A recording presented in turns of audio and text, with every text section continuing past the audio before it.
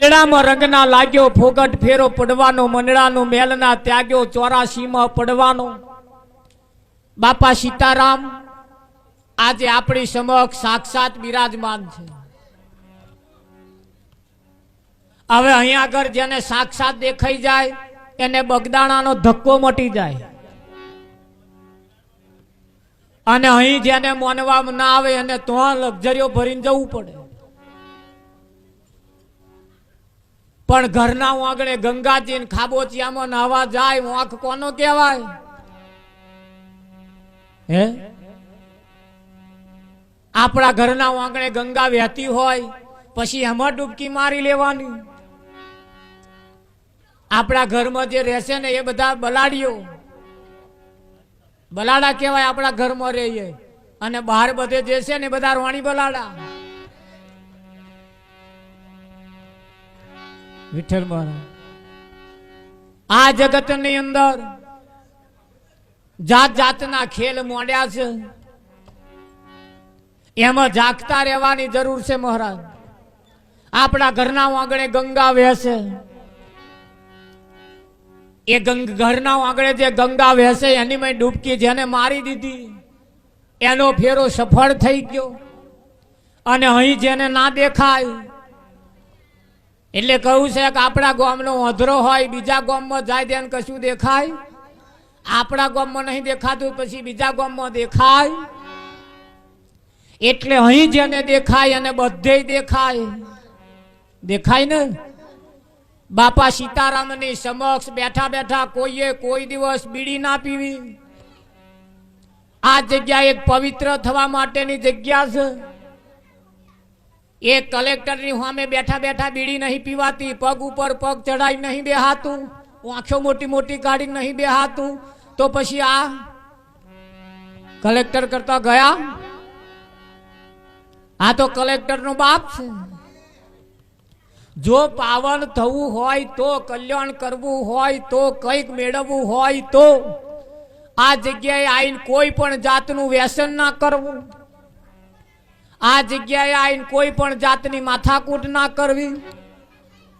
આ જગ્યાએ આયા પછી વાંધા ખોંચા ના કાઢવા. કેમ કે આ એક જગ્યા એવી પવિત્ર છે અને અહીંયા આગળ જે આવે એ બધાનો ફેરો સફળ થઈ જાય, થઈ જાય, થઈ જાય ને થઈ જાય. પણ તૈણાના મૂલે ના તોલતા. હે વિઠ્ઠલ મહારાજ, આ તો બધા પજે લાગવા આવે એટલે બેહાડ્યા એવું નથી. આ આપણા ગામનું ધોન રાખવા માટે બેહાડ્યા. અહીંયા આગળ બહુ સાવચેતી રાખવાની જરૂર છે.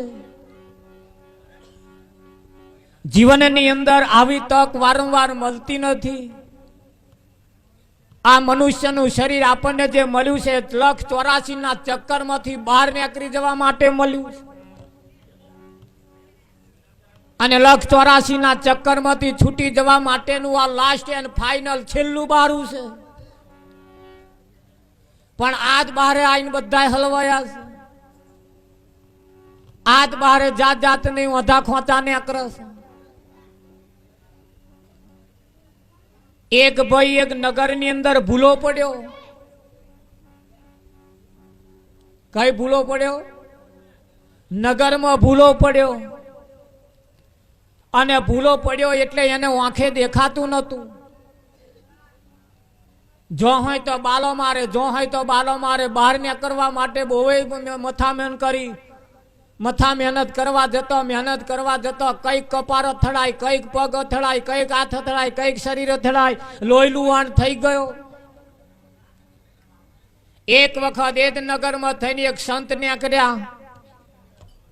પેલાની લોહી લુહાણ હાલતમાં જોઈને સંતે એને પૂછ્યું કે ભાઈ કઈ જવું છે? આ બાલો મારું શું? તે એને કહ્યું કે મહારાજ મારે આ નગરની બહાર ને કરવું છે.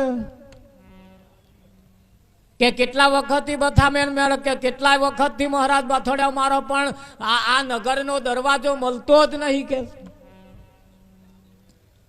અલ્યા દરવાજો છે, હું દરવાજે રહીને આવ્યો, તાકે હું બધે ફરી વળ્યો મહારાજ, કહે બારું નહીં.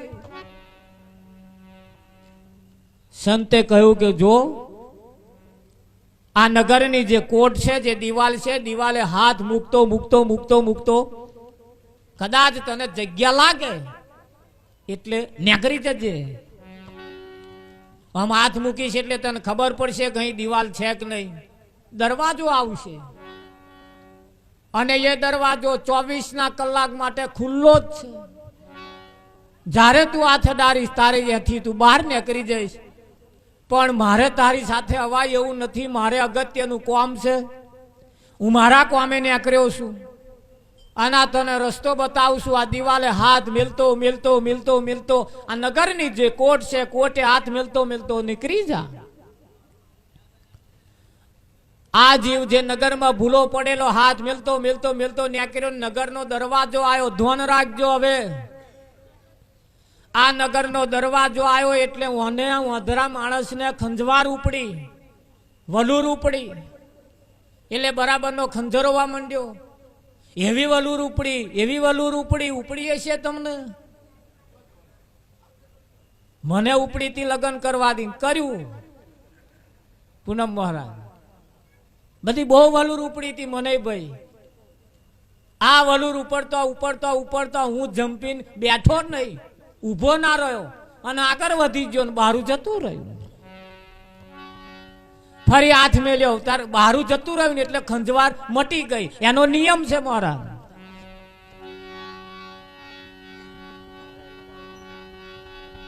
એ દરવાજો આવે ને એટલે જ ખંજવાર ઉપડે ઉપડે ઉપડે ને ઉપડે. હારું ભેંસને પાડાને પહેણાવવાની માથાકૂટ છે જ નહીં. કોઈ બળધ્યાને ભેંસને આખલાને અમને કોઈ છે કશી માથાકૂટ. આ ભૂંડાનો છોકરો ઉછરીને મોટો કરવાની માથાકૂટ એમને છે જ નહીં. એ 12 મહિને 9 ગરું લ્યો. હું ગણી ગણીને કંટાળ્યો. 12 મહિને 9, 12 મહિને 8, 10 કેટલા પેદા કરતો હશે. હે તાર આપણે એમાંથી પસાર થયા છે કે નહીં થયા હોય શી ખબર. હજુ ગણ્યું નહીં એટલે. હા એમાં હતા એવું ખબર કોણ પાડે.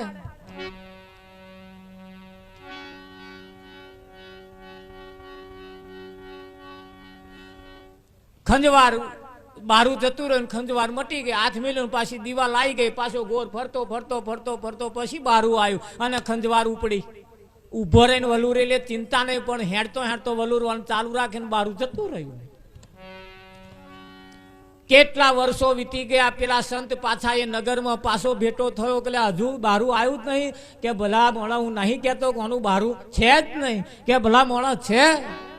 લહેર દિવાલે હાથ મેળવાનું ચાલુ કર. હવે મારું કામ પતી ગયું. હવે હું તારું કામ કરું. એટલે જ કહે છે સંત બડો પરમારથી શીતળ જાકા અંગ તપત બુઝાવે ઓરકી દે દે અપના રંગ. એ બીજાની તપત બુઝાવે એટલે એને સંત બડો પરમારથી કહ્યો. સંત પાછળ હેડે છે ને પેલો આગળ હેડે છે. હાથ મેલતો મેલતો મેલતો હેડ્યો ને પેલું બહારું આવ્યું. બહારાને આવવું અને મને ખંજવાર ઉપડવી. આ છાપરામાં પડી રહ્યો છું. થોડોક પતરો નાખું. પતરો છે થોડો સ્લેબ ભર દઉં. સ્લેબ હતો તો પાછો થોડો 2 માર કરી દઉં. સાયકલ રાખું છું. થોડું બાઇક લાવી દઉં. બાઇક લાવ્યો ત્યાં પછી ગાડી લાવી દઉં. ગાડી લાવ્યો ત્યાં કશે હવે બીજું કશુંક લાવી દઉં. આવું કરું તેવું કરું ફલવાનું કરું ઢેકણું કરું. આ મનુષ્યના અવતારે જ આ બધી વલુર આ બધી ખંજવાર ઉપડી છે. કૂતરાના અવતારમાં જન્મ જવાનું આવતું જ નતું. ઓમાં જ બધી ફેસિલિટીઓ ઓમાં જ આવી છે. તાર વલુર ને ખંજવાર ઓમાં જ નરી ઉપડી છે. આ જ શરીર એ મોક્ષનું દ્વાર છે અને આ જ બહારે થઈ બહાર નીકળી જવાય એવું આ બારું છે. તાર આ જ બહારે ના હોય ને ખંજવાર ઉપડી છે. બરોબરનું બારું આવ્યું અને ખંજવાર ઉપડી. તે ખલુર તો આમ વલુર તો પાછો હેડ્યો એટલે સંતે કોળું પકડ્યું. ઊભો રે. આ જ માથાકૂટ છે. અહીં ઊભો ઊભો જેટલું વલુરવું હોય જેટલું ખંજરવું હોય એટલું ખંજેરી લે. હેડ હેડ ના કરી. આ હેડવામ ને હેડવામ બહાર જતો રહે.